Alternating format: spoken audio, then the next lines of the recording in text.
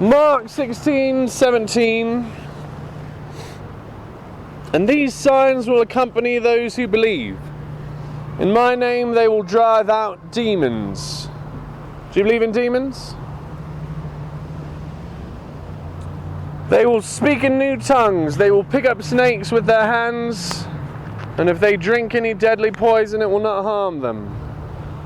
They will lay their hands on the what? I don't know what they're going to lay their hands on. Oh, on the sick. Oh, I see. They're going to heal the sick. I've got you. You ever seen any of that?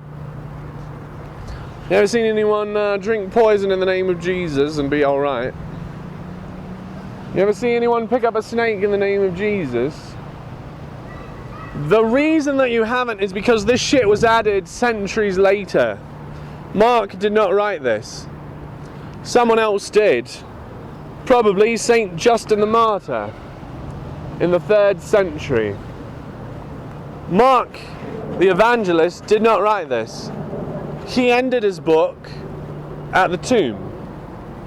At the empty tomb, that's where he ended the book. It's a very dramatic ending, isn't it? You want to know what happens next? Well, you get to say what happens next. That's the point of the religion. But someone in the 3rd century, 2nd century, I don't remember, decided that it wasn't explicit enough. And so they wrote in 5 or 10 verses at the end. And then that made it into the 1611 version of the Bible that got printed everywhere. And nobody knew. Nobody knew for so long that shit was added by humans later. And while we didn't know, we treated it like it was true. How many people picked up snakes and died?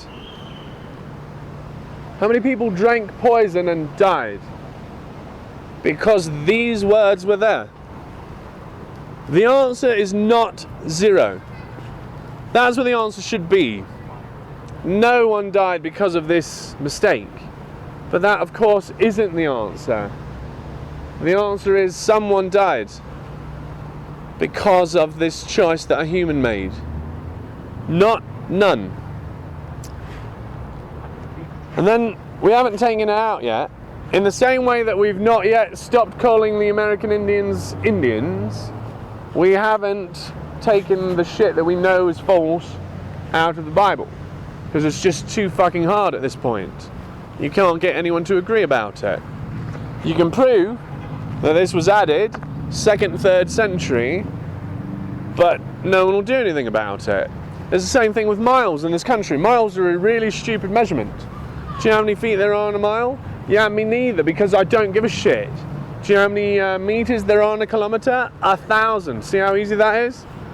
It's super easy, it's way, way better, and the only reason that we haven't changed is because, it's going to be so hard to change. We hate it in this country, don't we? We were supposed to get off of the miles in the 70s. The president made a proclamation. He said, by 1977, which was the year before I was born, we will stop using miles and we will use kilometers. We crashed a very expensive piece of equipment onto Mars because of this miles kilometer issue. Spent a lot of money. We just didn't spend the money to fix it, because that's not what we do, is it? Not in a Christian country. In a Christian country, you excuse what's wrong instead of fix what's wrong.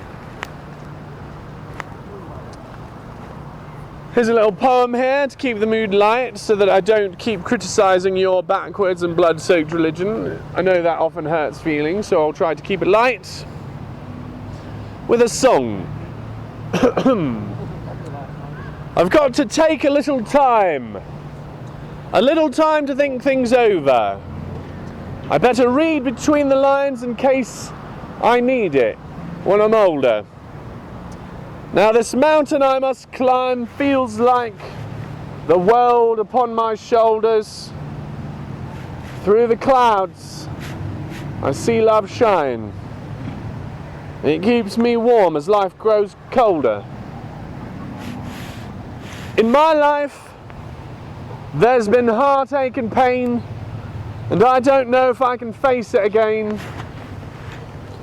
I can't stop now. I've travelled so far to change this lonely life. I want to know what love is. I want you to show me.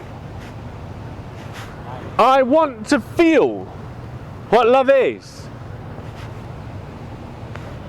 And I know you can show me. I'm talking about love.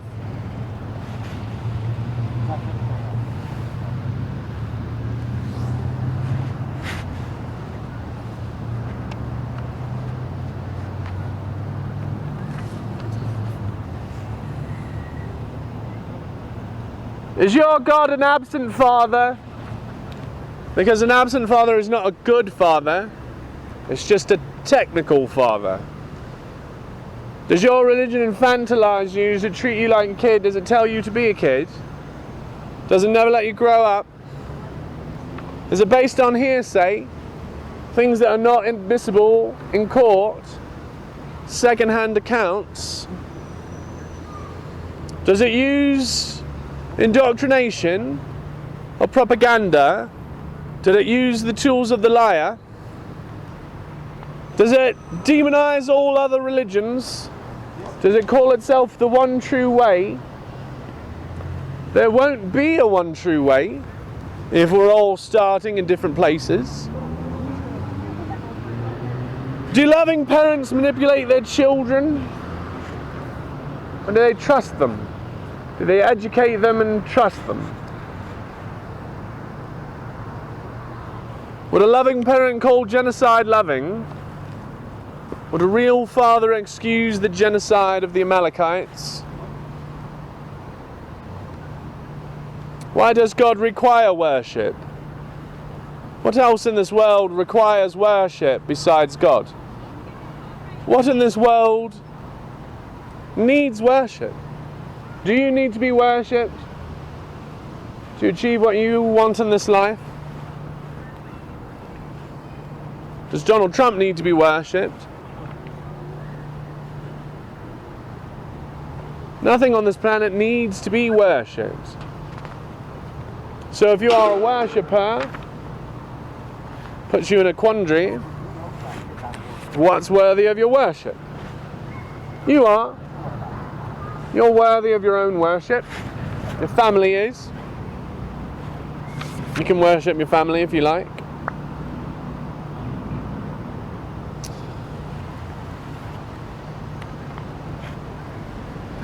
Are you stuck in an old blood cult? Are you stuck in an ancient heathen religion?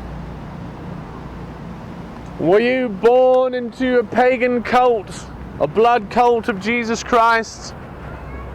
Have you lost members of your family to the ancient mythologies,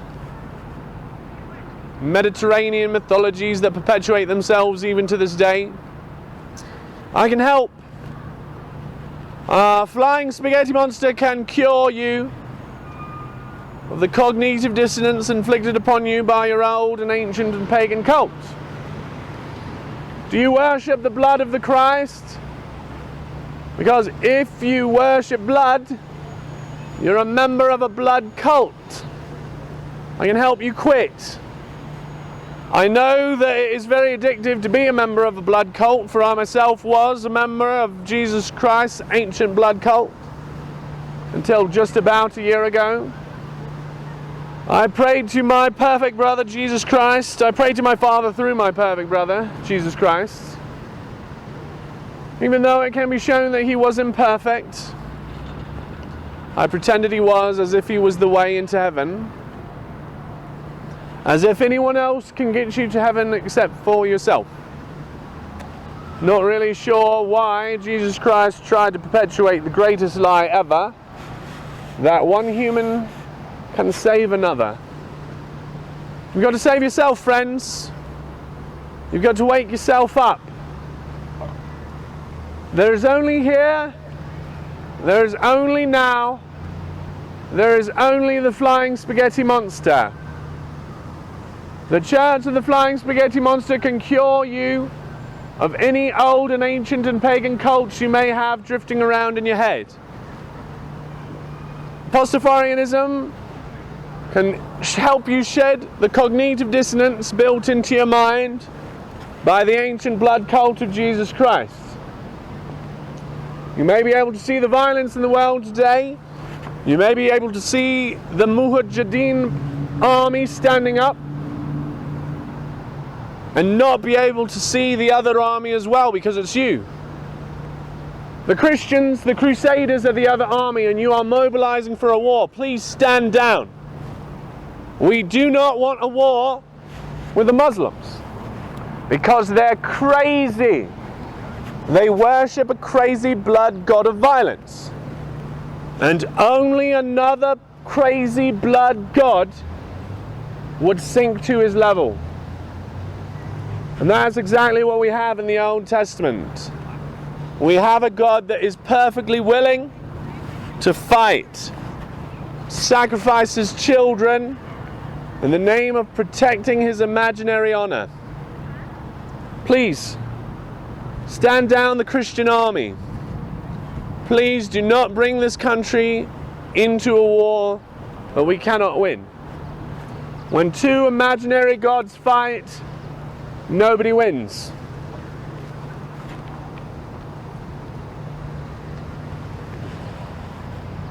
A lot of these monotheistic religions are based upon the Judaic tradition, the tradition of the Jews, the monotheistic tradition, the covenant of Abraham with God. That God said to Abraham, if you cut the tip of your dick off and the tip of the dick off of all of your kids, then I'll give you some really cool real estate that you can raise your sheeps on, raise your goats. That's a really weird deal to make with God. If I was going to make a deal with God, it would be like, you know, for something wonderful in heaven. But Abraham made a deal for real estate on this planet. That's the Abrahamic covenant. And from that Abrahamic covenant, we have all of the monotheistic religions that are plaguing the world today, that are fighting to be the one and true monotheism. You're almost there. You are almost there. We went from polytheism to monotheism. There's one more step, guys. But let's talk about Abraham's family, Abraham's crazy ass family who did crazy shit like sacrifice their kids in the name of love. So Abraham's kid, his name's Isaac, he's married to Rebecca, and Rebecca hates him for some reason. Otherwise she wouldn't treat him so dastardly. He had two sons, he had Esau and Jacob. And Esau was Isaac's firstborn and his beloved. But Rebecca felt differently. Rebecca liked the other son better. Esau was very strong and very hairy for some reason. I'm not sure why he's so hairy. I'm not sure why that's an important part of the story, but it is. And Isaac's blind at this point, and Isaac is going to give his blessing to his children, because it's time for that. And you can't give your blessing until you've eaten something very delicious. I don't know if you know that rule, but it's very clearly in there that you can't have a blessing until your spirit feels very, very good because you ate something delicious. So, Isaac wants to bless Esau, so he sends Esau out into the wilderness and says, give me some delicious meats that I may pronounce upon you my blessing. And Rebecca heard this, and she went to her son Jacob and gave him some sweet, delicious meats and said, why don't you go in there and pretend you're Esau and get that blessing? Steal away Esau's blessing. This is after Esau and Jacob had already fucking fought, and Jacob had bought the inheritance of Esau from him for one meal. So you can see that Jacob's entire life is about food for no good goddamn reason.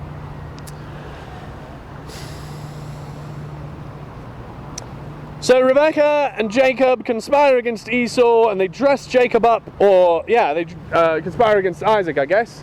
They dress Jacob up in a fur coat so that he feels all furry and hairy.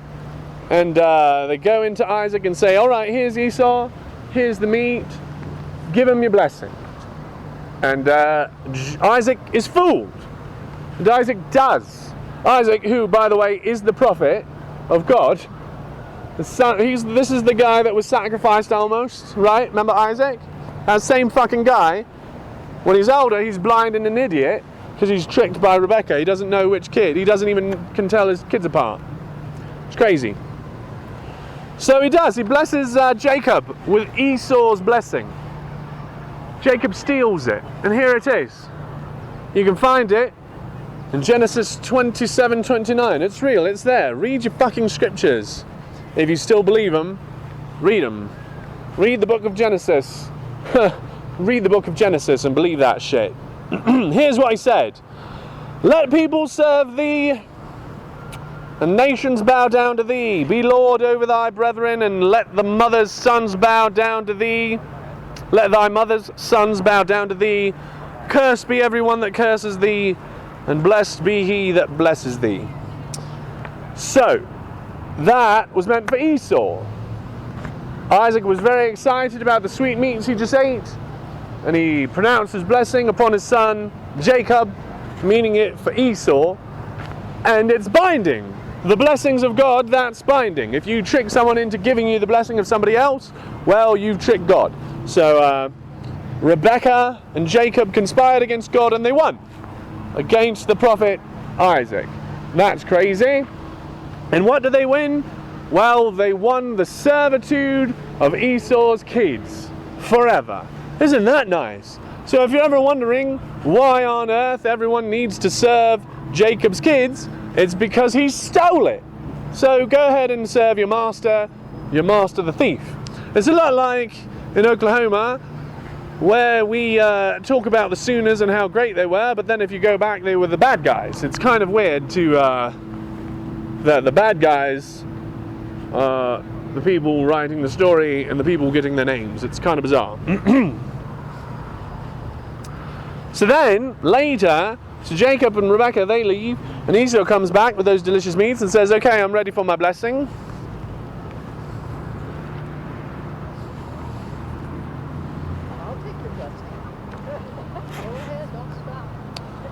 No, it's fine. Don't worry. And so Isaac had no more blessing to give. He was all out. He had given it. He had given it all to Jacob. And Esau said, oh no, you gave it all to Jacob. I lost my blessing to Jacob because he tricked you. And Isaac said, yes, I wish I had more blessing to give you, but I don't. So, oh well.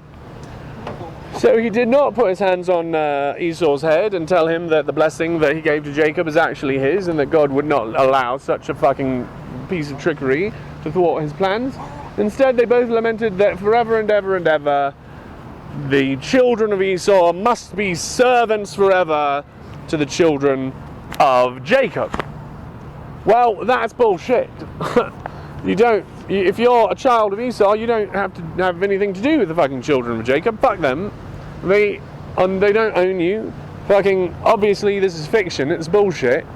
Like, a dude would have been able to tell the difference between his kids. Rebecca's not going to be able to trick him. And if you believe in a God that will have you lose your blessing on a technicality, what a piece of shit God that is.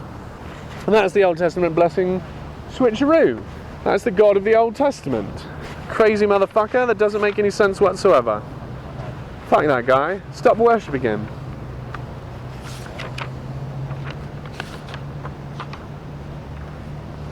I used to bite my tongue and hold my breath, scared to rock the boat and make a mess. So I sat quietly, agreed politely. I guess that I forgot I had a choice. I let you push me past the breaking point. I stood for nothing, so I fell for everything. You held me down, but I got up. Already brushing off the dust, you hear my voice, you hear that sound, like thunder, going to shake your ground. You held me down, but I got up. Get ready, 'cause I've had enough. I see it all, I see it now. I got the eye of the tiger. A fighter. Dancing through the fire. 'Cause I am a champion. And you're going to hear me roar. Louder. Louder than a lion. 'Cause I am a champion. And you are going to hear me roar. The great American prophet Katy Perry. The great words, the American poet Katy Perry.